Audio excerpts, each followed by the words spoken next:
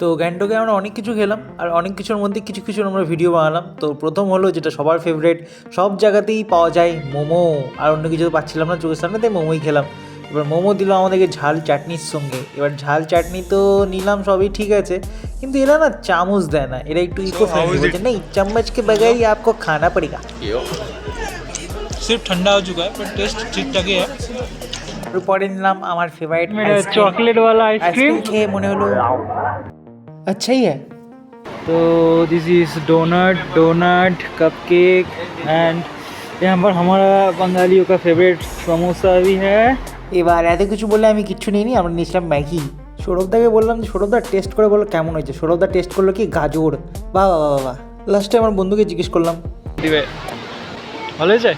আর আমি নিয়েছিলাম রুটি আর ডিমের অমলেট, কারণ আমার হালকা একটু পেটটা কেমন কেমন করছিল। তারপর গিয়েছিলাম আমরা রোপ পেতে, সেখানে আমরা নিলাম। সো কার্তিক খাবে এখন কফি, আমি খাবো ডোনাট। এবার খেয়ে তারপর আমরা ধীরে ধীরে রোপ পেতে উঠবো।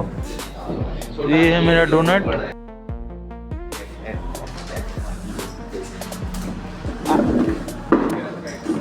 আমি সত্যি মন থেকে বলছি, ডোনাটটা একদম খেতে ফালতু ছিল।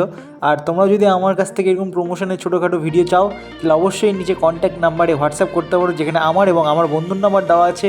আর দেখা হচ্ছে পরের ভিডিওতে। আর যদি করতে চাও অবশ্যই আমাকে বলবেই, আমি তোমাদের ছোট্টখাটো ফুড রিভিউ বা প্রমোশন করে দিতেই পারি। Thank you, bye bye, tata, সায়োনারা। हाय